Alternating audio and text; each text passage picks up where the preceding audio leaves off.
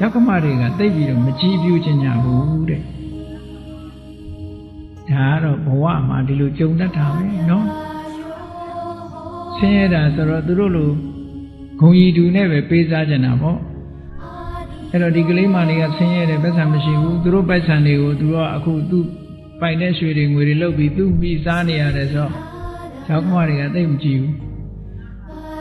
လူဆိုတာခုခေတ်ကလူပဲဖြစ်ဖြစ်ရှေးခေတ်ကလူပဲဖြစ်ဖြစ်တူတူပဲတာအဲ့ဒါလို့မကြည့်ပြူတာအဲ့ဒါလို့နဲ့နောက်ဆုံးသားယောက်ျားလေးမွေးလိုက်တဲ့အခါကျတော့တအိမ်လုံးကသူ့ကိုဝိုင်းချစ်လာကြတယ်ဒီအိန္ဒိယရဲ့အမျိုးသမီးတွေဟာသားယောက်ျားလေးမွေးလို့ရှိရင်တော့တကယ်မင်္ဂလာပဲဒီပစ္စည်းဥစ္စာတွေကိုပိုင်ဆိုင်တာသားယောက်ျားမှပိုင်တာသားယောက်ျားလေးမွေးလိုက်တော့သူ့အဖို့မှာတိတ်အားကိုးသွားဘာဖြစ်လို့တော့ဆိုရင်အိုးရောက်ခမတွေကလည်းဖူးဖူးမှုတ်အရင်ကလိုပြီးတော့အဖက်မလို့စောင်းမြောင်ပြောခံနေရတဲ့ဘဝအဲ့ဒီဘဝလွန်မြောက်သွားပြီးတော့ဒီရွှေတွေငွေတွေဟာသူ့သားလေးကပိုင်ဆိုင်တော့မှာဆိုတော့သူ့ဘဝဟာဘလောက်အားတက်စရာကောင်းသွားနော်အဲ့ဒီလိုအခြေအနေလေးဒီကလေးလေးမွေးလာပြီးတော့ဟုတ်လားပြေးတက်လွှတ်တက်3နှစ်သား2နှစ်3နှစ်အရွယ်ကလေးမှာဒီကလေးလေးဟာယောဂဖြစ်ပြီးတော့ဆုံးသွားရှာကဲစဉ်းစားတာကြည့်ဒီလိုအမျိုးသမီးတွေဟာသားယောက်ျားလေးထွန်းကားမှသားကိုအမိပြုပြီးတော့အသက်မွေးလို့ရတာသားမရှိတော့ဘူးဆိုကြတဲ့ကဒီအမွေကိစ္စသူဘာမှမပိုင်တော့ပြီးရောသွားပြီဘယ်လောက်စိတ်ဆင်းရဲစရာကောင်းလဲသူဒီလိုအားကိုးရမယ်သားလေးတယောက်ဆုံးသွားတာနဲ့တကြိုင်နဲ့နော်လူဆိုတာကိုယ်ရေးကိုတွေးကြရတာနော်ကိုယ်ရေးကိုတွေးတာဒီသားကလေးရှိသည့်အတွက်ကြောင့်ပစ္စည်းပိုင်ဆိုင်မှုအတွက်သူကတေးချာနေတာသားလေးရဲ့ဆုံးသွားရောဒီပိုင်ဆိုင်မှုတွေကလုံးဝဆုံးရှုံးသွားတယ်အဲ့ဒီဇလန်းမျိုးပဲတစ်ခုကရှင်သူဒိဏဆိုတဲ့အမျိုးသားတယောက်အိမ်အောင်တယ်ပါပဲသို့တော်လည်းသူသာသနာပေါင်းဝင်သွားတဲ့အခါကျတော့မိဘတွေကသိချမ်းသာတယ်ကျန်တဲ့အမွေခံအမွေစားသားသမီးမရှိဘူးဒီသူဒိဏပဲအမွေခံအမွေစားပဲဒါပေမဲ့လို့သူဒိဏကသာသနာတော်မှာပြောနေတော့လူထွက်အောင်မိဘတွေအမျိုးမျိုးကြိုးစားနောက်ဆုံးမှာ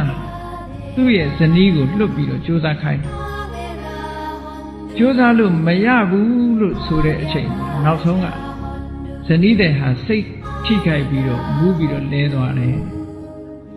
အဲ့ဒီလိုမူးလဲသွားတာကိုအထက်ကရာကြီးကဘာဖြစ်လို့မူးလဲတာတော့လို့ရှင်းပြတဲ့အခါကျတော့သူစိတ်ထိခိုက်သွားတာဟာသူ့ရိမ်ကိုချစ်လွန်းလာလို့မဟုတ်ဘူးတဲ့ရရှိရမယ့်အမွေတွေတော့ပြီးပါပြီဆိုပြီးတော့မူးလဲသွားတာဟုတ်ကဲ့ဒါအိန္ဒိယရဲ့လူနေမှုစနစ်ကဘယ်လိုမှပိုင်ဆိုင်ခွင့်မရှိဘူးမျိုးသမီးရဲ့အခုလည်းပဲစဉ်းစားကြည့်ကိတ္တကောရမီရဲ့ဘဝဟာအဲ့ဒီအခြေအနေမျိုးရောက်သွားဒါကြောင့်မို့လို့ဒီကလေးလေးကိုသူကမစွန့်ရဘူးကလေးရဲ့အလောင်းလေးကိုရင်ဘတ်မှာပွေးပြီးတော့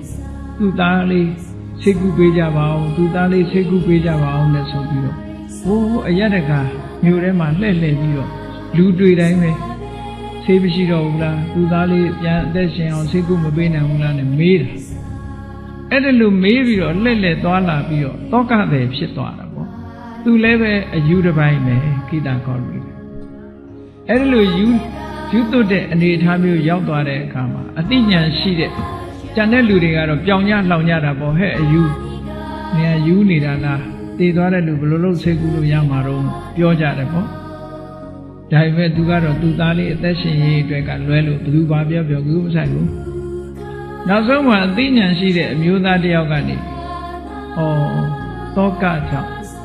ဒုက္ခရောက်နေရှာတာဒီဒုက္ခဒီစိတ်ကိုကုစားနိုင်မဲ့ပုဂ္ဂိုလ်ကတော့ဘုရားကလွဲလို့ဘူးမကုစားနိုင်မှာမဟုတ်ဘူးဆိုဘုရားစီရောက်အောင်လမ်းညွှန်လိုက်တယ်ဆေးနီးသိတဲ့ပုဂ္ဂိုလ်ကတည်တဲ့ပုဂ္ဂိုလ်ပြန်ရှင်အောင်ဆေးနီးသိတာတော့ဘုရားတစ်ပါးပဲရှိကြောင်းသွားအဲ့ဒါနဲ့ကြောင်းရောက်တဲ့အခါကျတော့မြတ်စွာဘုရားကလည်းသိတယ် ပြီးတော့တပည့်တော်သားလေးအသက်ရှင်ဖို့စိတ်ကူးပေးပါဗျာဆိုအေးကောင်းပြီအရက်ထဲသွားပြီးတော့တဲ့မုံညင်းစိတ်လေးလက်တဆုပ်လောက်ရအောင်ယူခဲ့အဲ့ဒီမုံညင်းစိတ်လေးရလို့ရှိရင်ဖြင့်ဒီအသက်ပြန်ရှင်ဖို့ဖြစ်ကောင်းဖြစ်နိုင်လိမ့်မယ်သို့တော့အဲ့ဒီမုံညင်းစိတ်ယူတဲ့အခါမှာမေးဦးဒီအိမ်ဒီအမျိုးမှာမသေးဘူးတဲ့လူရှိသလားဆိုတာမေးဦးမသေးဘူးတဲ့အမျိုးတွေကမှယူခဲ့ရမယ်မသေးဘူးတဲ့အိမ်ဆိုတာအိန္ဒိယရဲ့ထုံးစံကအိမ်လို့ဆိုပြီးမဲ့တော့ဒီအိမ်တွေကဥပမာအသစ်ဆောက်ပြီးတော့လူမနေသေးဘူးဆိုရင်ဒီအိမ်ကတော့ပဲသေးဘူးမှာတော့ပေါ့သို့တော့အမျိုးဆိုလို့ရှိရင်တော့မရှိဘူးဟုတ်ကဲ့လားမိသားစုတစုဟာလူမသေးဘူးတဲ့မိသားစုဆိုပဲရှိအဖိုးတွေအဖွားတွေအဖေးတွေရှိသေးတာဘုံနော်တည်ခဲ့တယ်အဲ့တော့ကိုယ့်ရဲ့အစဉ်အလာကိုပဲပြန်ကြည့်ဗမာလူမျိုးတွေကတော့ညာသောအဖြစ်အဖိုးနဲ့အဖွားလောက်ပဲသိတာအဖိုးအဖွားရဲ့အဖိုးအဖွားကြမသိကြတော့ကြောက်လိုက်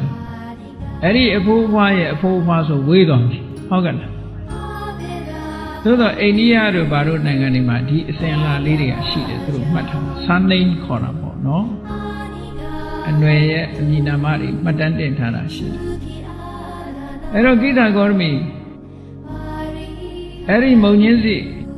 ဟာမတည်ဘူးတဲ့အမျိုးတွေကပေးတဲ့မုံညင်းစီဖြစ်ရမယ်သူလိုက်ရှာဆရာတော်မုံညင်းစီတွေရကြတယ်ပေးပါဆိုအမုံညင်းစီပေါ်ပါလေဆိုကလားဆိုတာအိန္ဒိယမှာကမုံညင်းစီခဏထိသုံးလုံးပဲရှိတယ်နိအဲ့ဒီမုံညင်းစီလေးကိုပေးတာပေးပြီးတော့သူကမေးတယ်နေပါဦးနဲ့ဒီအမျိုးထဲမှာရှင်တို့အမျိုးထဲမှာလူမသေးဘူးတာဟုတ်ကလားဆိုနင်ယူနေသလားသေတဲ့လူနဲ့ရှင်တဲ့လူသေတဲ့လူကများတာပေါ့ဟုတ်လားအမျိုးတစ်မျိုးဆိုတာအစဉ်အလာအဝေးကြီးကိုဆိုပါစို့ဂေါတမမြတ်စွာဘုရားရဲ့အမျိုးပဲကြည့်လိုက်အောင်ဆွေတော်မျိုးတော်တွေကဟိုးစလာတဲ့အချိန်ကနေပြီးဂေါတမဆိုတဲ့အနွယ်ကြီးကိုတီထောင်လာတဲ့ပုဂ္ဂိုလ်ဆိုတာဟိုးရှိပဝေဒနီကလေအဲ့တော့တည်သွားတဲ့ပုဂ္ဂိုလ်တွေကအများကြီးပေါ့တက်ရှင်တဲ့ပုဂ္ဂိုလ်ကနည်းနည်းပဲရှိအဲ့လိုပြောလိုက်တဲ့အခါကျတော့ဒီစကားလေးကသူ့ဖို့တတိယသွားစေတဲ့ထူးခြားတဲ့စကားဖြစ်သွားတယ်ဒီလောကကြီးမှာမတည်ဘူးတဲ့လူမျိုးအမျိုးဆိုတာဘယ်ရှိမလဲတည်တဲ့လူကများတယ်မတည်တဲ့လူကနည်းနည်းပဲဆိုတော့သူ့ကိုယ်သူသဘောပေါက်သွားတယ်အဲ့ကြတာလောကလူတိုင်းသိနေကြတာပါလားငါတူတဲ့သေတာမဟုတ်ပါလားငါသားလေးတူတဲ့သေတာမဟုတ်ပါလားဆိုတော့စဉ်းစားပြီးတော့တတိယသွားနော်ပါရမီရဲ့ပုံရိပ်တွေကဒီမှာလာပေါ်လာတာပေါ့ဘုရားလက်ထက်တွေကတရားဓမ္မနာထားတဲ့အသည့်တွေကဒီနေရာမှာလာပြီးတော့ပေါ်လာတယ်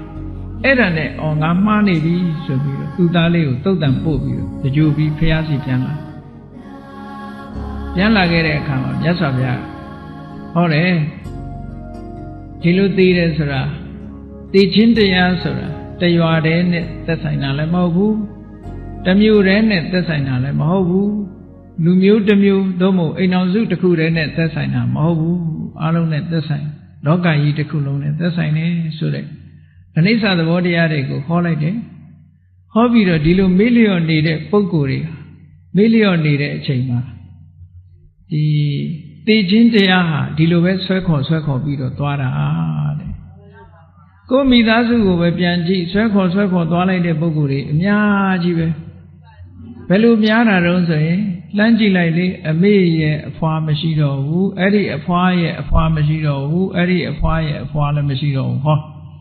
ဆွဲခေါ်သွားတာအများကြီးပဲအဲ့ဒီလိုပဲဆွဲခေါ်သွားတာလို့မြတ်စွာဘုရားကလောကရဲ့သဘာဝကိုဟောပြောလိုက်တဲ့အခါမှာဒီကိစ္စတွေနဲ့ပတ်သက်ပြီးတော့တန်တရားလုံးဝကင်းသွားပြီးတော့သောတာပန်အစဉ်ရောက်ပါတယ်သူသောတာပန်ဖြစ်သွားတယ်ဆိုတာညာလကြီးလားလို့တော့မအောင်မေ့လိမ့်နဲ့ဘုရားဒီရဲ့လက်ထက်မှာတရားဓမ္မနာထားလို့အသိဉာဏ်တွေကရှိထားတဲ့ပုဂ္ဂိုလ်တို့နော်အဲ့ဒါကြောင့်မလို့တရားဓမ္မနာရင်ကနေပြီးတော့မမြဲတဲ့သဘောတွေ